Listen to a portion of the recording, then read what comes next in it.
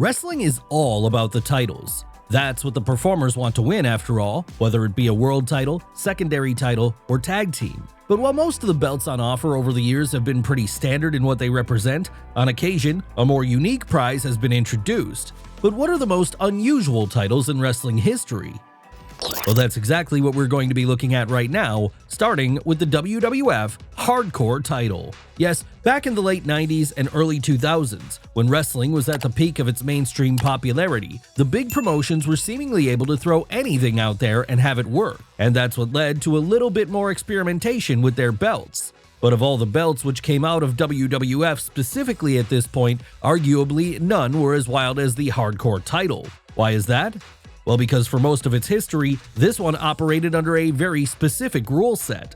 And that rule set was that the belt could be defended at any time, in any place, so long as there was a referee there. So because of that, then this became the great gimmick title of its era, with it being defended in places as far and wide as a hotel room, a golf course, and a children's jungle gym. And while for most of this period the belt would be in the possession of probably its greatest holder, Crash Holly, he was far from the only person to hold it over the years. No, full-blown main eventers would make it their own at times. We're talking about names like The Undertaker, Rob Van Dam, and of course, the inaugural champion Mick Foley. And all of that was able to add a sense of legitimacy to the title. Sadly though, come 2002, the idea of the 24/7 gimmick would have run its course, and so, as a result of this, the WWF Hardcore Title would be deactivated along with pretty much every other mid-card belt in the company at the time. And that meant the legacy of this particular piece of hardware would have to carry on over to places like DDT, where they continued to run with their Iron Man heavy metal weight title,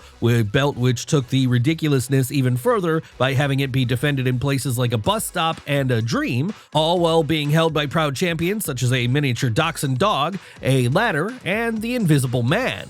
That said, this would not be the last time WWE ran with such a prize. No, years later, after the Hardcore Title was long gone, there was still something of a fan demand to see it return, and that's what led to a situation in May of 2019 where the company would bring in a spiritual successor of sorts in the 24/7 title. What was the 24/7 title? Well, it was a belt which was defended under 24/7 rules, and this basically made it the Hardcore Title in all but name. Sure, it may not be quite as beloved as the Hardcore Title was, but there were certainly some great moments to be found in its 3-year history. Of course, most of these fun moments could be attributed to R-Truth, the man who made the belt his own while it was active. Hell, he probably held it for about 90% of the time overall, but there was a good reason for that, and the reason was because, with this firmly being a comedy belt, there was no one better than the funniest person in wrestling to run with it and give it a bit of character. That said, Truth was not the only notable person to call themselves 24/7 champion at the turn of the decade. No, due to the fast-paced nature of the title, a total of 59 people would hold it across a 3.5-year period. And of the non-R-Truth people to do so, some of the most notable would be Drake Maverick, Carmella, Reggie, Marshmello, and of course, Santa Claus. Yes, this was a very silly title, but then it was never supposed to be anything else. Still though, even if this was the case, and even if there were some things to enjoy about it, overall fan response to the 24/7 title was never that great. So it was then that when Triple H took control of the book in 2022, one of the first things he'd do would be to deactivate this prize, with him doing so by literally having the last champion, Nikki Cross, throw it in the trash on an episode of Raw. Does this mean we're never going to see it return? Well, in wrestling, never say never. But even if it doesn't come back, it's not like there aren't plenty of other unique titles currently around in WWE alone to take its place. Hell, one of these belts is our next subject as it happens. What are we talking about here? Why, the NXT Heritage Cup, of course. Yes, up until very recently, this one operated under its own special rule set. What was that rule set? Well, in the spirit of the old British world of sports style it was created to represent, given its introduction on NXT UK, this one was defended under the rounds system. That's right, 6 3-minute rounds are what you were going to have to endure if you wanted to win this cup, and that's meant anyone who's gone after it, whether that be an NXT UK or NXT since its move there in the early 2020s, has had to adapt to this style very quickly. Obviously then, this has meant only the best have been able to win it, and that in turn has meant that the list of champions for this particular prize include the likes of A-Kid, Tyler Bate, and Charlie Dempsey, with the latter of those names being particularly notable as he's the son of William Regal, one of the most recognizable faces of the old world of sports era in the UK. With all this in mind then, it's easy to see why the NXT Heritage Cup has remained such a popular title on the developmental brand, as unlike so many mid-card prizes, it has had an identity of its own, meaning that anytime there is a match involving it, you can be guaranteed you're going to see something a little different. However, since winning it in December of 2024, current champion Lexis King managed to get the round system abolished so that as it stands right now, the cup is going to be defended under more traditional rules. Of course, this could just be a way for him to get heat during this specific run, with the title reverting to its old ways once someone inevitably beats him. But what about our next subject? A belt which currently lives in AEW, that being the FTW title. Sure, it may not have started out life in Jacksonville, but in recent years, that's been the home of the FTW title, and this means it's been there that modern fans will know it best from. But before we get into how its run there has gone, we must look at its origins in ECW back during the late 90s. That was the point where, frustrated over his inability to get a shot at then ECW World Champion Shane Douglas, Taz decided to create his own belt, one which perfectly represented the attitude he had towards the world around him. The only problem with this, though, was that the FTW title was never officially sanctioned by Extreme Championship Wrestling, and this meant during the year or so it was around, whenever it was defended, it would always be on more of a handshake agreement than anything else. And when Taz finally got his shot at the actual world title and so had no more use for this makeshift prize, it meant he'd simply deactivate it. Not that this would be the last time we'd see it, however. No, it would be in 2020 that after Taz joined up with AEW as the manager to Brian Cage, he'd bring it back and award it to the Machine on an episode of Dynamite. And so began the second run of the FTW title, with it once again serving as an unsanctioned renegade belt here. Who would hold it during this period? Well, aside from Brian Cage, the prize would also fall into the possession of Ricky Starks, Jack Perry, Chris Jericho, and Hook. And it's Hook who's probably the most notable of these holders, as he's the son of Taz, meaning this allowed the belt to go full circle. And it also meant that when Hook formally retired it at the special Dynamite episode Grand Slam on September 25th, 2024 by taking it from Jericho and handing it back to his father, it would be a nice moment for the New York crowd to see in person. Is there a possibility of the FTW title returning again in the future for a third go-round? We can't exactly rule it out. No, there's always a chance that AEW decides to bring it back if they come up with a new idea for it. And there's also the chance that if Hook ever decided to jump over to WWE and have a run somewhere like NXT, he might ask his dad if he can bring that belt along with him for the ride. It wouldn't be the first time the developmental brand had revived a classic unsanctioned belt and used it as a prop down at the CWC, because only a few years ago the same thing happened with the $1 Million title. Yes, possibly the most famous unsanctioned belt in the history of wrestling is the one created by the $1 Million Man Ted DiBiase back in 1989. Why had Ted created this particular piece of hardware back then? Well, like with Taz and ECW a few years later, he was frustrated over his inability to win the WWF title away from Hulk Hogan. So, being a millionaire, he simply decided to make a world championship of his own, one which, in keeping with his character, was diamond encrusted and covered in garish dollar signs. Needless to say then, WWF wanted nothing to do with this belt officially, and that meant whenever DiBiase defended it, it would never be in sanctioned bouts. But then that suited him fine because the last thing he wanted to do was lose it. Of course, fans certainly wanted to see this though, and so when Virgil famously beat him for it at SummerSlam on August 26, 1991, it was arguably the most memorable moment of that entire show. Not that Virgil's reign would last for long, however.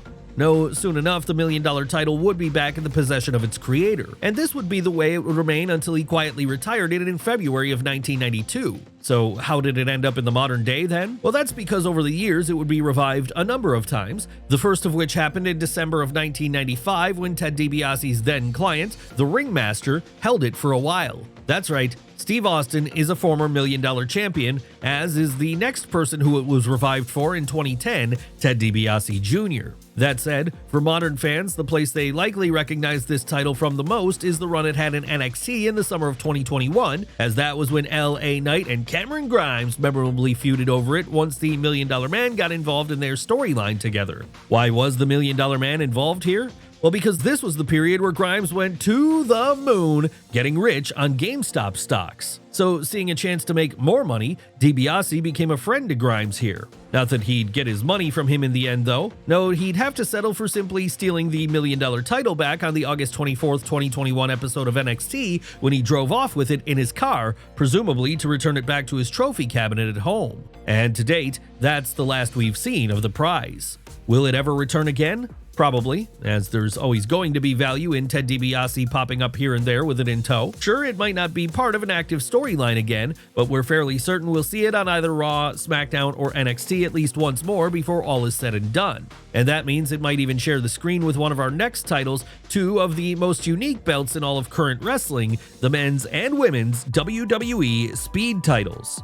Yes, these are the belts which are exclusively defended on the social media platform now known as X. That's right, it was in March of 2024 that the WWE announced they were going to be introducing a new belt into their ecosystem, with this being the Speed Championship. And the gimmick to that belt would be that all matches would have a 5-minute time limit, meaning you'd have to work fast if you wanted to either win or defend it. Obviously then, this was designed to attract social media users, and that's why all Speed matches would be exclusive to X. That's right, if you want to see the likes of Andrade or Dragon Lee do their thing with this particular piece of hardware, then you're going to have to watch it online. But that only makes it all the more unique, as it's like a special club for those who check it out. And the time limit rulings truly do make for some great fast-paced action.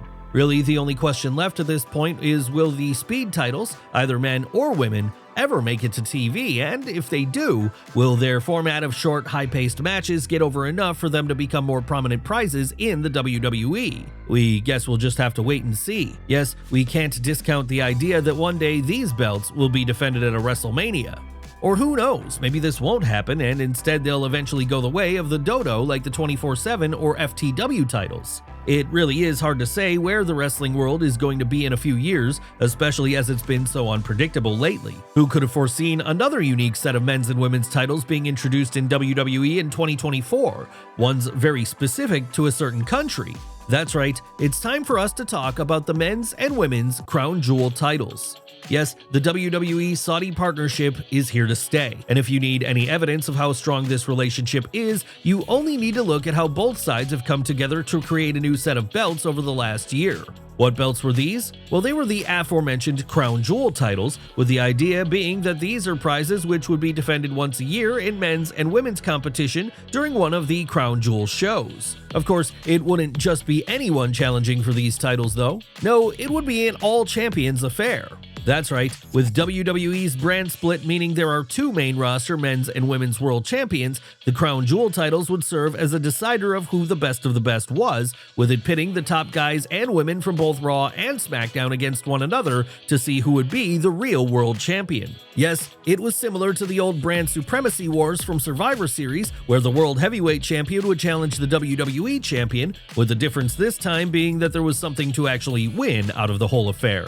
As to who the inaugural holders of the men's and women's crown jewel titles would be, well, that would be Cody Rhodes and Liv Morgan after they beat Gunther and Nia Jax respectively at Crown Jewel on November 2nd, 2024.